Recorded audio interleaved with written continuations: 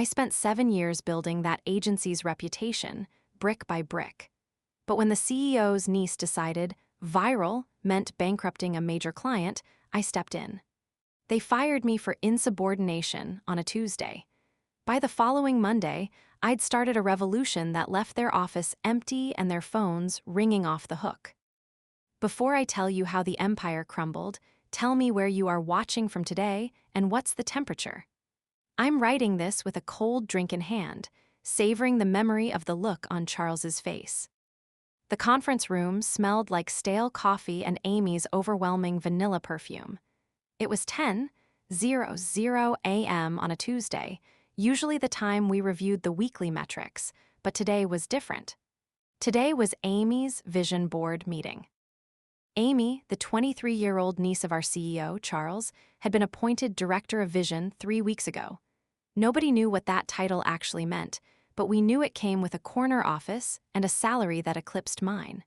I was the lead marketing strategist. At 34, I had 10 years of experience and a portfolio that kept the lights on in this building. Amy had an Instagram account with bot followers and an uncle who owned the company. So, Amy said, flipping her blonde hair over her shoulder. She pointed to the massive smartboard. I think the eco-green campaign is too boring. Green is out. We need neon. We need edge. I squinted at the screen.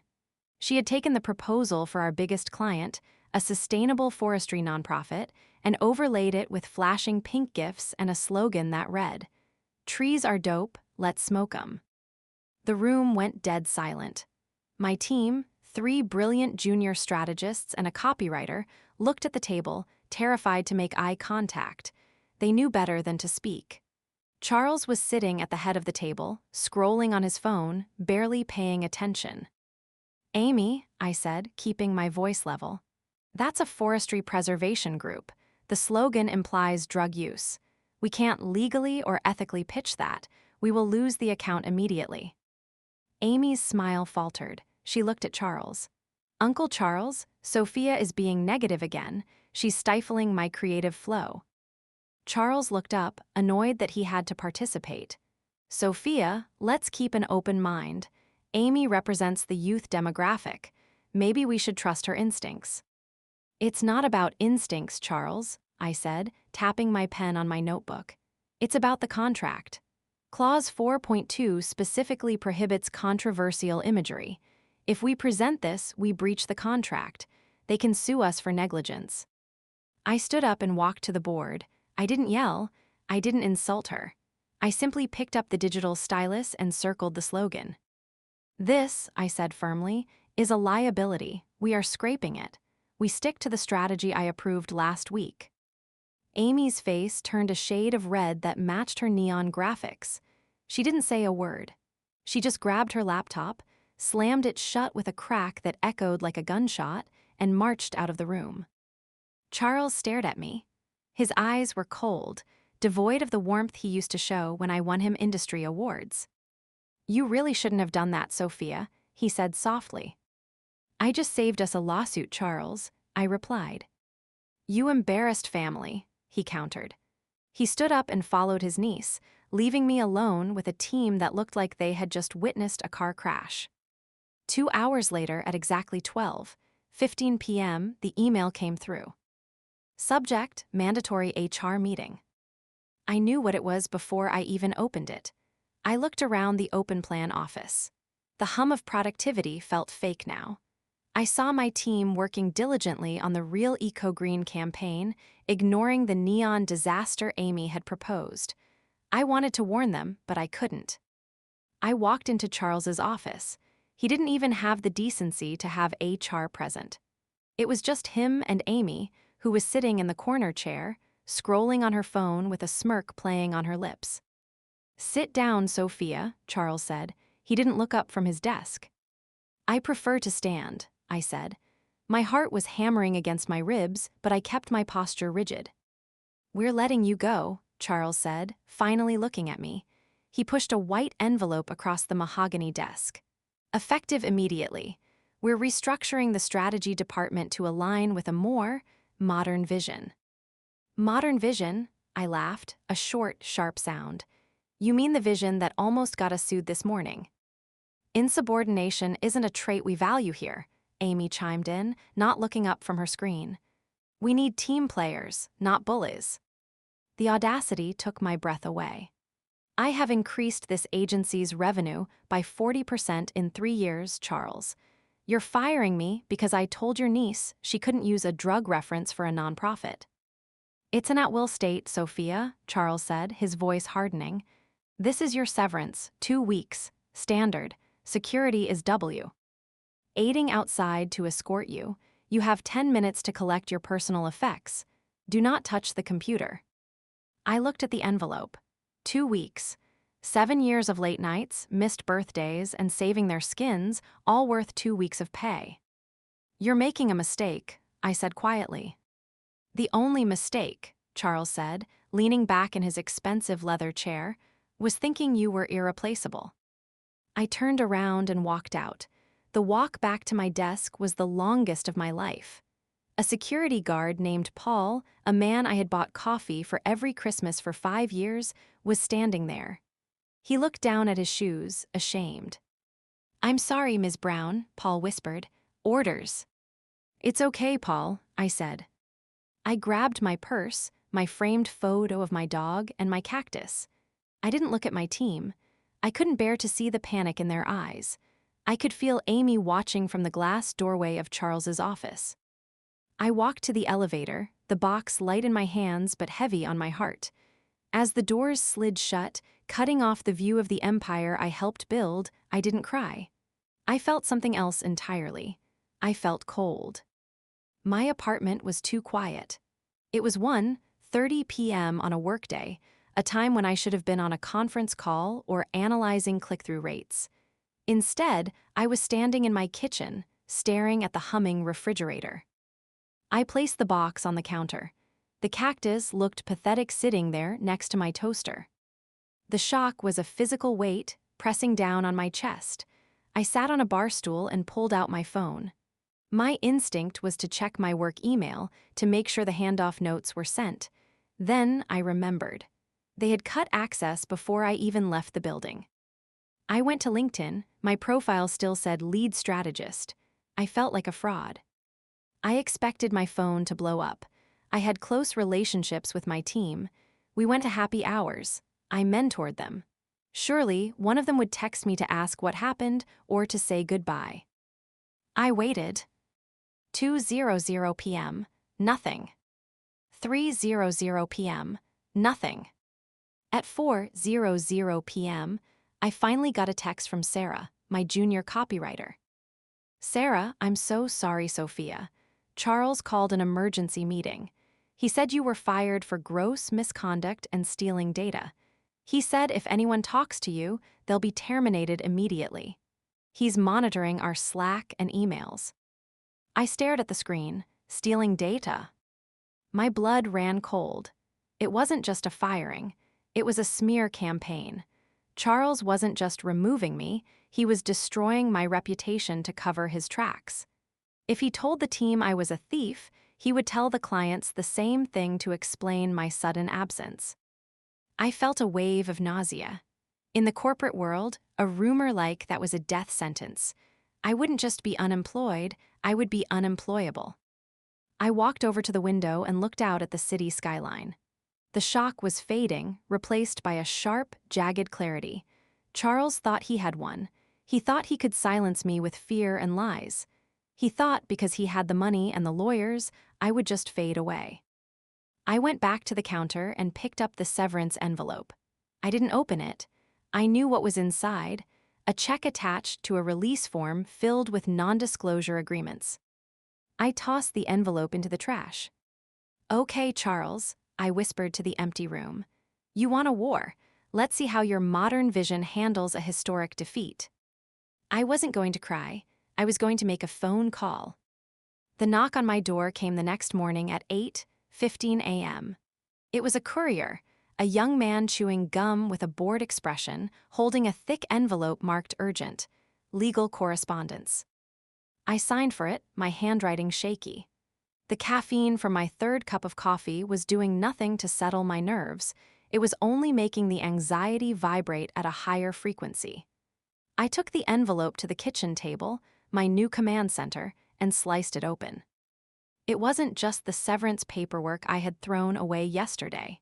It was a formal cease and desist and a reminder of my non-compete agreement. I scanned the document, my eyes widening with every paragraph. Clause 7.1. The employee agrees not to engage in marketing, strategy, or consulting services for any client, current or prospective, within a 500-mile radius for a period of 24 months. 500 miles, I said aloud. That effectively banned me from working in the entire tri-state area. It was a career death sentence. But the next page was worse. Clause 12. Confidentiality and data integrity. It stated that an internal investigation was underway regarding unauthorized data exfiltration, and that I was liable for damages up to 3 times the value of any lost intellectual property. I dropped the papers. The strategy was transparent. Charles wasn't just firing me, he was building a cage. He knew I was the only one who understood the complex architecture of our client contracts, by accusing me of theft and slapping me with a geographically impossible non-compete. He was ensuring I couldn't go to a competitor and tell them the agency was being run by a 23-year-old who thought sustainability was a joke. He was banking on me being scared. He was banking on me being a single woman in her 30s with a mortgage, someone who would look at the legal letterhead and fold. I looked at the signature at the bottom. Charles Sterling, CEO. It was signed with a thick, arrogant flourish. I walked to the window. The city looked different today. Yesterday, it looked like a place of opportunity. Today, it looked like a fortress I was locked out of. But as I watched the cars gridlocked on the bridge, a memory surfaced. Law school, not mine, but Matthew's. I remembered late nights helping him study for the bar exam, drilling him on contract law until he could recite loopholes in his sleep. I remembered the day he passed, the promise he made when I paid his rent for 2 months so he wouldn't have to quit his unpaid internship. If you ever need a body buried, he had joked, raising a cheap beer, or a contract burned, I'm your guy. I picked up my phone.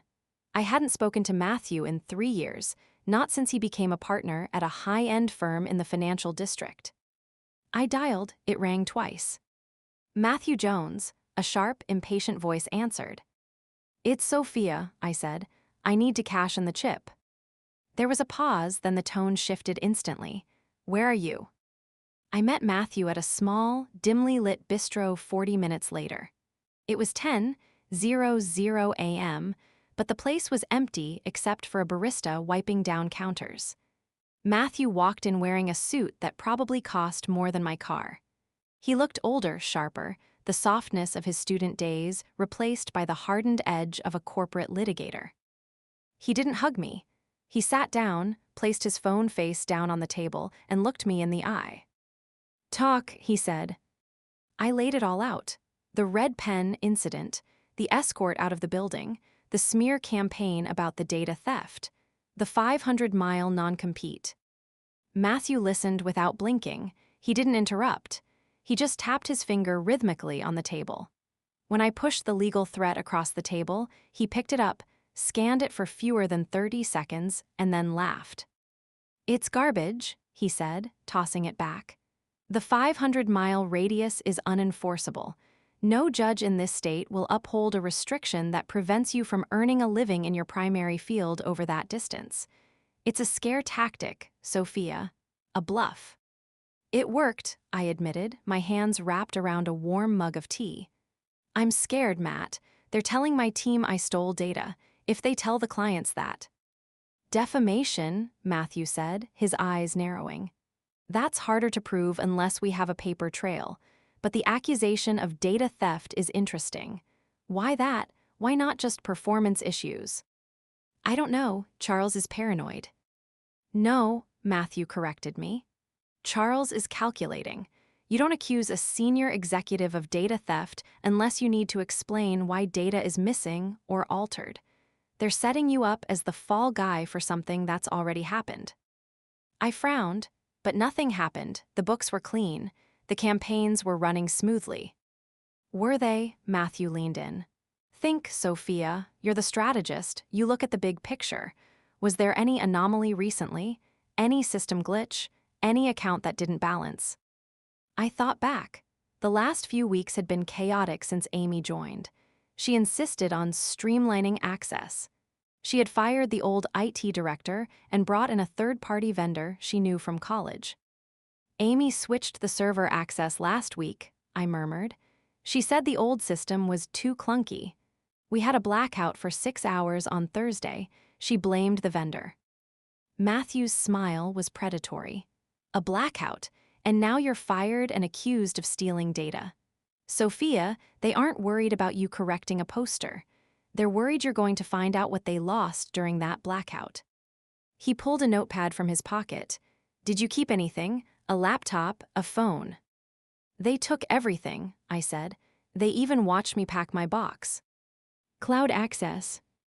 Revoked instantly. Think, he pressed. You're meticulous, you always have a backup. Where is it? And then it hit me. The ghost drive, I whispered. I rushed back to my apartment, Matthew following in his black sedan. We ran up the stairs, my heart pounding in my ears. What is a ghost drive? Matthew asked as I tore through my home office closet.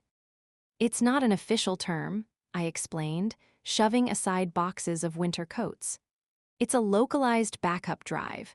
About 6 months ago, we had spotty internet at the office. I got tired of the lag, so I set up a mirror sync to a physical hard drive I kept in my bag. I used it to work on the massive Q3 audit from home. When was the last time it synced? Matthew asked, standing in the doorway. I found it, a small, silver rectangle buried in the side pocket of my old laptop bag, the one I hadn't taken to work yesterday because I switched purses. The sync software is automatic, I said, plugging it into my personal MacBook. If I was on the office Wi-Fi, it was running in the background. I was in the office on Monday, the day before they fired me. I held my breath as the icon appeared on the desktop. Drive F, mirror. I clicked it, the folders populated. Monday's date was stamped on thousands of files. Okay, Matthew said, pulling up a chair. We have the haystack, now let's find the needle. We spent the next 3 hours combing through the data. I looked at the project files, the creative briefs, the emails that had been cached locally. Everything looked normal until I opened the folder marked admin logs. I wasn't supposed to have access to this folder, but Amy's new IT vendor had been sloppy with permissions during the migration. My lead status had inadvertently granted me root visibility. Look at this. I pointed to a string of code dated 2 weeks prior. User, Amy v. admin initiated transfer. Target, external IP. She moved files, Matthew asked. She didn't just move files, I said, my voice trembling as I deciphered the log. This is the client financial registry, credit card tokens, billing addresses, social security numbers for the nonprofit board members. I scrolled down. The log showed a massive export, and then 10 minutes later a frantic series of commands: delete, wipe, overwrite. She got hacked, I realized, sitting back in horror. Or she accidentally uploaded the sensitive database to a public server while trying to use some third-party app. Look at the destination IP. That's not a secure vault. That's a marketing automation tool, a cheap one. She uploaded the private client data to a public marketing bot. Matthew asked, incredulous. Yes, and when she realized it, she tried to delete it, but you can't delete it once it's out there. I looked at Matthew. That's the breach. That's the data theft. And since she's the CEO's niece, Matthew finished the thought, Charles can't fire her. So he needs someone else to blame for the breach when the clients inevitably find out their data is compromised. He's pinning it on me, I said. The red pen incident was just the excuse to get me out of the building before the news broke. Matthew stood up and walked to the window. Sophia, this isn't an employment dispute anymore. This is corporate negligence and fraud, and you have the smoking gun." "What do we do?" I asked. Matthew turned around, and for the first time, he looked genuinely excited. "We don't sue them," he said. "Not yet. First, we let the clients know who really has their best interests at heart." The sun had gone down hours ago. My living room was illuminated only by the harsh blue light of two laptops, my MacBook and Matthew's sleek, government-grade tablet. We had ordered Thai food, but the cartons sat unopened on the coffee table, growing cold. "This is worse than negligence," Matthew murmured, adjusting his glasses. "This is active concealment." We weren't just looking at the upload logs anymore. We were looking at the internal chat history. Because I had administrator privileges on the Mirror Drive, I had a cached version of the company's internal messaging system, Slate, up until the moment I was locked out. "Look at this timestamp," I said, pointing to a conversation between Amy and Charles dated 3 days ago. Amy, 11:42 p.m., Uncle C, the upload to the marketing bot glitch. It pulled the raw CSVs. I can't stop the sync. What if the clients see the metadata? Charles, 11:45 p.m., delete the account. Wipe the local logs. Do not tell anyone. We will say it was a server migration error if anyone asks. Amy, 11:46 p.m., what about Sophia? She's sniffing around the access protocols. She'll see the gap. Charles, 11:50 p.m., leave Sophia to me. We need a reason to cut her access before the audit next month. I'll handle the narrative. I felt sick. He planned it, I whispered. He knew Amy exposed the financial data of 100 clients, and instead of notifying them, which is legally required, he decided to fire me to bury the evidence. Matthew sat back, a grim smile playing on his lips. In the legal world, we call this knowledge and intent. It destroys any defense they might have, but more importantly, Sophia, it voids your non-disclosure agreement. It does, I asked, looking up. You can't enforce a contract to conceal a crime, Matthew explained. Hiding a data breach of this magnitude is fraud. By firing you to cover it up, they've engaged in wrongful termination and defamation. But we aren't going to court. That takes years. We're going to the court of public opinion. He turned his laptop around. He had drafted a document. It wasn't a lawsuit. It was a timeline. We need to secure this drive, Matthew said. I'm going to Ake 3 forensic copies. One for me, one for a safety deposit box, and one for the state attorney general, eventually.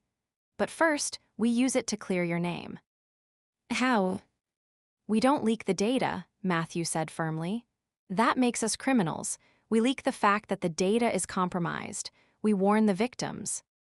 He looked at me. Who are the biggest fish in that pond? The ones who, if they left, would sink the ship. I didn't have to check the files. I knew them by heart. I grabbed a legal pad and a Sharpie. My hand was steady now. The fear was gone, replaced by the cold, mechanical precision that made me a great strategist.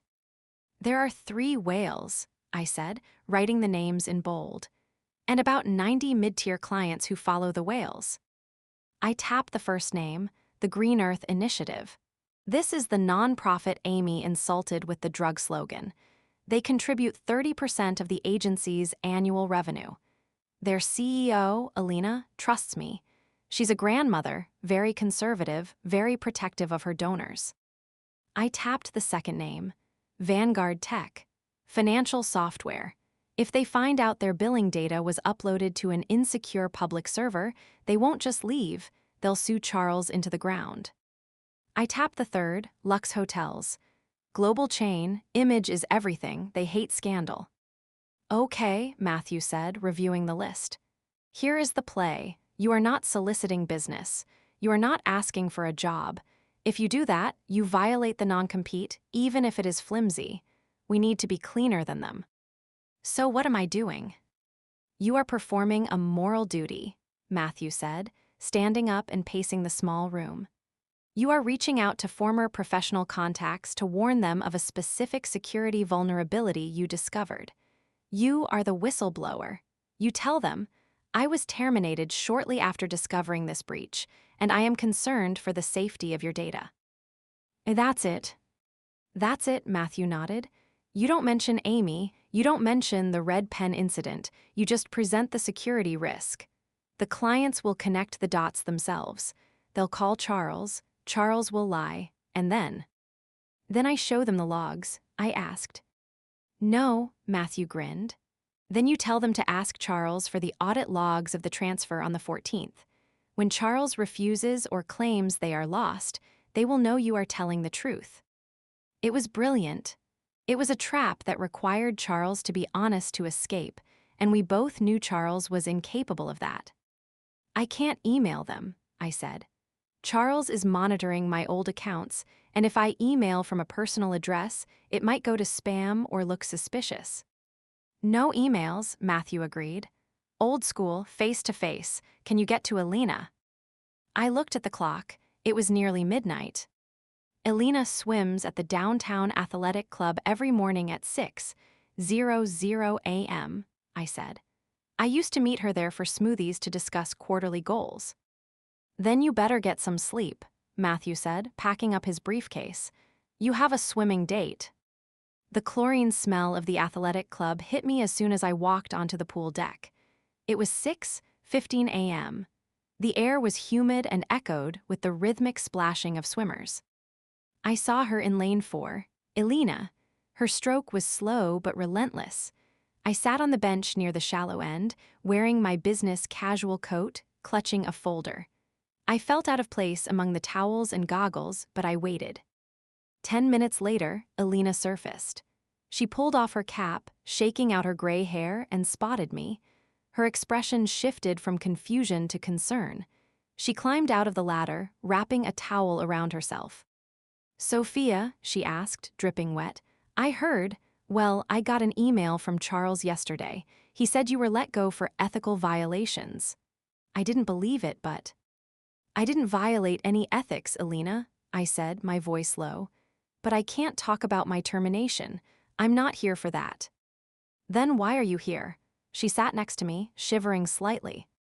I'm here because I know you keep your donor list on the secure server we set up, I said, looking her directly in the eyes. And I know that on Thursday, that server was bypassed. Alina stiffened. What do you mean?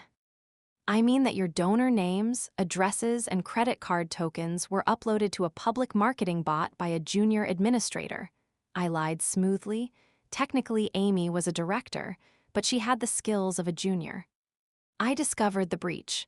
I tried to flag it, and 10 minutes later I was fired. Alina's face went pale. Sophia, that donor list includes senators, celebrities, if that gets out. I know, I said. I handed her a single sheet of paper. It wasn't the data. It was the transaction ID of the upload and the timestamp. Ask Charles for the report on this transaction ID. Tell him you want the raw server logs from Thursday. If he says they are corrupted, or if he says nothing happened, you'll know. Alina took the pee. Aper, her hands were shaking, not from the cold but from rage. He told me you were unstable, Alina whispered. He said you were jealous of his niece. I'm not jealous, Alina, I said, standing up. I'm just worried about your data. Please check the logs. I turned to leave. Sophia, she called out. I stopped. If he lied to me about this, she said, her voice turning into steel, he won't just lose the account. I sit on the board of the National Nonprofit Alliance. I talk to everyone. I know you do, Alina, I said softly. I walked out of the pool deck. Step 1 was complete. The biggest domino was wobbling. Now, I had to drive across town to catch the VP of Vanguard Tech before his morning coffee run. By noon, I had visited 3 people. I hadn't asked for a job. I hadn't asked for money. I had simply handed them a match and pointed to the gasoline Charles was standing in. Now, all I had to do was wait for Monday. I didn't go to the office on Monday, obviously. I sat at my kitchen table, dressed in my pajamas, drinking a very expensive coffee I had bought to celebrate. My laptop was open, but I wasn't working. I was watching the green status, lights on the agency's public project tracker, a tool I still had read-only access to because Amy had forgotten to revoke the guest link she sent to freelancers. At 8:55 a.m., the board was all green. At 9:05 a.m., the first red light appeared. It was the eco-green project Alina's account.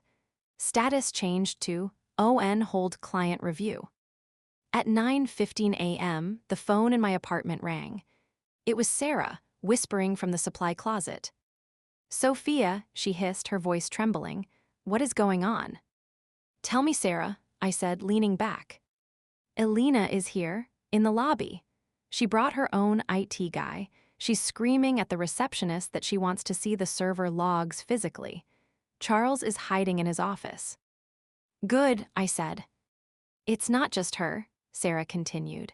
"The phones are melting. Vanguard sent a courier with a formal breach of contract notice, and Lux Hotels just canceled their upcoming shoot. Charles is running around shouting about a system error, but nobody believes him because Amy is crying in the break room." "Stay in the closet, Sarah," I advised, "and maybe update your resume." By 11:00 a.m., it was a bloodbath. From my remote view on the project tracker, I watched the empire dismantle itself in real time. Project after project turned red, canceled, paused under audit. The mid-tier clients were the herd. They didn't know exactly what was happening, but news travels at the speed of light in our industry. When Alina pulled the plug, the Whisper network activated. Security breach at Sterling Agency. Compromised financial data. Cover-up. By noon, the agency hadn't just lost 3 clients. The tracker showed 42 active suspensions. I imagined the scene. The sleek, modern office I had designed was now a panic room. The junior strategists were likely huddled together, terrified. The phones were ringing unanswered. And in the center of it all, Charles was realizing that firing the only person who knew how to fix problems was a fatal miscalculation. I took a sip of coffee. It tasted like justice. I learned the details of what happened inside that boardroom later, from Sarah and eventually from the court depositions. But I can picture it as clearly as if I were sitting there. It was 1:00 p.m. Charles had summoned the executive team, what was left of it, and Amy. "It's a glitch," Amy was reportedly sobbing, her mascara running down her face. "I didn't upload it on purpose. The interface was confusing. Why is everyone being so mean?" "Shut up, Amy," Charles roared, slamming his hand on the mahogany table. It was the first time he had ever raised his voice at his precious niece. Alina was sitting opposite them. She hadn't left. She was flanked by her forensic tech expert. "We ran the trace on the transaction ID Sophia gave us," Alina said, her voice ice cold. "It wasn't a glitch, Charles. It was a manual export command, followed by a delete command 20 minutes later, and the destination IP? A cheap, unsecured spambot server." "Sophia is lying," Charles tried, desperate. "She's a disgruntled employee. She fabricated that ID." "The ID matches your own system logs, Charles," Alina's tech expert said, spinning his laptop around. "We just queried your API. It's there. You tried to wipe it, but the ghost log remains." Charles went pale. The air left the room. "You exposed the personal data of our top donors," Alina said, standing up. "And then you fired the woman who tried to warn you. That is gross negligence. That is malice." "We can fix it," Charles stammered. "We can offer you a discount, a free year of service." Alina laughed. It was a harsh, dry sound. "You don't have a year, Charles. My lawyers are drafting the suit for breach of fiduciary duty as we speak. I'm pulling the account. And I'm taking the donor list to a fur that knows how to use a password." She walked out. As the door closed, Charles slumped into his chair. He looked at Amy, who was checking her phone, oblivious to the fact that she had just cost her uncle his business. "Uncle C," she sniffled. "Vanguard just tweeted that they are reviewing their vendor partnerships due to security concerns. That's about us, isn't it?" Charles didn't answer. He was staring at his phone. He was looking at my number. My phone rang at 2:30 p.m. Caller ID, Charles Sterling. I let it ring 3 times, let him sweat, let him think I wasn't going to pick up. On the 4th ring, I answered, putting it on speaker so Matthew, who had come over to watch the fireworks, could hear. "Hello," I said, sounding bored. "Sophia," Charles's voice was strained, breathless. He sounded 10 years older than he had on Tuesday. "We need to talk." "I believe my attorney, Mr. Jones, is handling all communication regarding my termination," I said professionally. "Forget the lawyers," Charles said quickly. "Sophia, listen, things have gotten complicated here. There was a misunderstanding with the server migration. Amy, she's young, she made a mistake." "A mistake?" I asked. "You called it data theft when you fired me, Charles. You told my team I was a criminal." "Heat of the moment," he lied smoothly. "Look, we're willing to drop the investigation. We'll tear up the non-compete. We want you back, effective immediately. We'll bump your salary 20%, title of VP. Matthew covered his mouth to stop from laughing.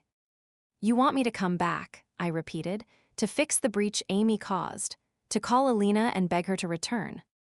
"You have a relationship with Alina," Charles pleaded.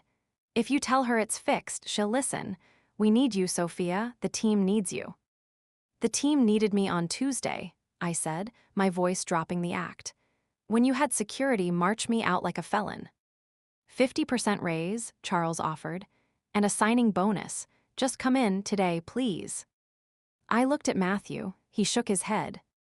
"I can't do that, Charles," I said. "Why not? Name your price." "Because," I said, leaning into the phone, "I'm not interested in working for a company that is currently under audit. Did I mention? I forwarded the breach logs to the State Data Protection Office this morning. They take active concealment very seriously." There was a silence on the other end, so profound I thought the line had died. "You called the state," Charles whispered. "I had a legal obligation," I said. "Just like you did. Oh, and Charles, don't call me again. My rate for consulting is now $5,000 an hour, and I'm currently booked." I hung up. Matthew let out a low whistle. "You just nuked him." "No," I said, looking at the city skyline. "I just refused to disarm the bomb he built himself." The battle was over, but the war for my reputation and my future was just beginning. I didn't just want them to fail. I wanted to build something from the ashes. The wheels of bureaucracy turn slowly, until they don't. When they finally catch traction, they grind everything in their path to dust. 2 days after my phone call with Charles, the State Data Protection Office didn't just send a letter. They sent a team. I heard about it from Sarah, who was live texting me from the bathroom stall again, though by this point, I doubt anyone was policing her breaks. "Sarah, it's over. Men in suits just walked in. They aren't clients. They showed badges. They're seizing the hardware." I sat in my living room, Matthew by my side. We had formally submitted the Ghost Drive evidence to the Attorney General's office that morning. It was the nail in the coffin. The drive proved that the breach happened on a specific date, that Amy initiated it, and crucially, that Charles had ordered a cover-up rather than a disclosure. "Active concealment of a data breach involving financial instruments," Matthew recited, reading the statute on his tablet. "That's a felony in this state if the damages exceed a certain amount. With the nonprofit donors involved, they exceeded that amount in 10 minutes. I didn't feel triumph. I felt a strange, hollow relief. The agency had been my home for 7 years. I had painted the walls of my office. I had chosen the espresso machine in the break room. Watching it turn into a crime scene from a distance was like watching a house fire you started to kill a termite infestation. By Wednesday, the news broke. TechCrunch ran the headline. Sterling Agency raided following alleged cover-up of massive data leak. The article was brutal. It quoted anonymous sources, likely the clients I had visited, stating that the agency had fired a senior whistleblower to hide the incompetence of the leadership. My name wasn't mentioned, but my reputation was silently being scrubbed clean. Then came the exodus. It wasn't just the clients anymore. The staff walked out. Sarah sent me a photo at 4:00 p.m. on Wednesday. It was the open plan office, usually buzzing with creative energy. It was empty. Chairs were pushed in. Monitors were dark. The only thing left on the desks were the personal items people deemed too heavy to carry. Sarah, we all resigned. Charles tried to threaten us with our contracts, but the labor board guy told us the contracts are void if the company is engaged in criminal activity. We're out, Sophia. 100% of the creative team. I looked at the photo. The empire of Charles Sterling, built on nepotism and arrogance, was now just a room full of leased furniture. He's going to try to cut a deal, Matthew predicted, closing his tablet. He's going to offer up a sacrifice. I knew exactly who that sacrifice would be. I expected Amy to fade away.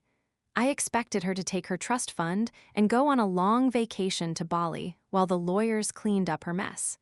But I forgot one thing about Amy. She lived for the audience. It happened on Thursday night. I was making dinner, a simple pasta dish, the first meal I had cooked in years without checking my work email between stirs, when my phone started buzzing relentlessly. It wasn't a call, it was notifications, hundreds of them. Sarah sent a link, Matthew sent a link, Elena sent a link. I wiped my hands on a towel and opened it. It was an Instagram live notification. Amy Visionary is live. I clicked it.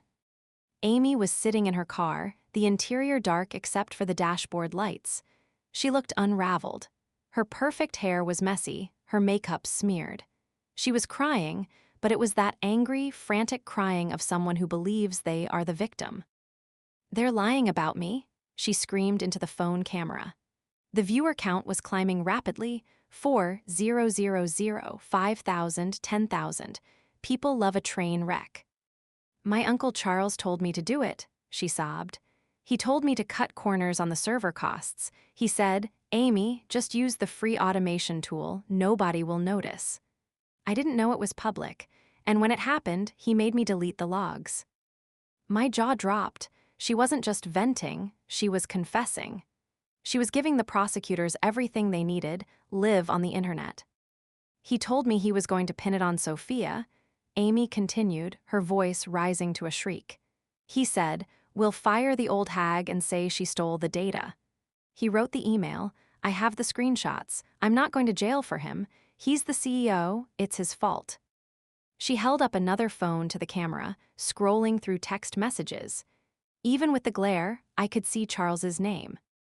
"Charles, don't worry about the breach. We blame Sophia.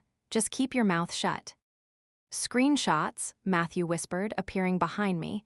He had let himself in, sensing the moment. "She's showing the evidence of conspiracy." "She's destroying him," I said, watching the comments section explode with shock and mockery. "She's destroying them both," Matthew corrected. "She just admitted she knew about the plan and went along with it until it became inconvenient." The stream ended abruptly, likely because someone, a lawyer, a parent, or maybe Charles himself, finally got to her. But it was too late. The internet is forever. Someone had already screen recorded it. Within an hour, the clip was trending on Twitter. By the next morning, Charles Sterling had resigned as CEO in a desperate attempt to save the stock price, but there was no stock price to save. The agency filed for Chapter 11 bankruptcy by Friday afternoon. The red pen incident felt like a lifetime ago. I had been fired for correcting a grammar mistake on a poster. 5 days later, the man who fired me was facing federal charges, his niece was a social media pariah, and the building I used to work in was locked up with chains. I poured 2 glasses of wine. I handed one to Matthew. "To the vision," I said. "To the ghost drive," he replied. 6 months have passed since the implosion. I didn't take the job at Vanguard, and I didn't take the offer from Alina's nonprofit, though I did accept their contract. Instead, I rented a small, brick-walled studio in the Arts District. It has big windows, excellent coffee, and a strict no-nepotism policy. The sign on the door reads Brown and Associates, Strategic Solutions. I walked in this morning at 9:00 a.m. Sarah was already there, working on a copy deck for Lux Hotels. Yes, they came with us too. The rest of the team was gathered around the whiteboard. There were no neon signs, no drug references, just clean, smart strategy. Charles is currently awaiting trial. The fraud charges stuck, mostly thanks to Amy's video. Amy has rebranded herself as a mental health advocate on TikTok, spinning her meltdown as a breakthrough. I blocked her account. I walked to my office. It doesn't have a door because I don't believe in hiding, and sat at my desk. My cactus, the one that survived the box and the termination, sits in the sunlight. It's blooming. I opened my laptop. No red lights. Al Green. Looking back, my biggest mistake wasn't correcting Amy. My mistake was thinking that my competence would protect me from their insecurity. I thought if I just worked hard enough, generated enough revenue, and saved them enough times, I would be safe. I was wrong. In the corporate world, you are only as safe as the secrets you keep. If you are listening to this, and you feel like the backbone of your company, here is my advice. 1. Document everything. Charles thought he could rewrite history because he owned the server. He didn't know I owned a backup. Never trust your employer to keep the records that prove your innocence. Keep a personal log. Keep a ghost drive. 2. Loyalty is a two-way street. I gave them 7 years. They gave me 10 minutes to pack. Do not bankrupt your mental health for a company that views you as a line item.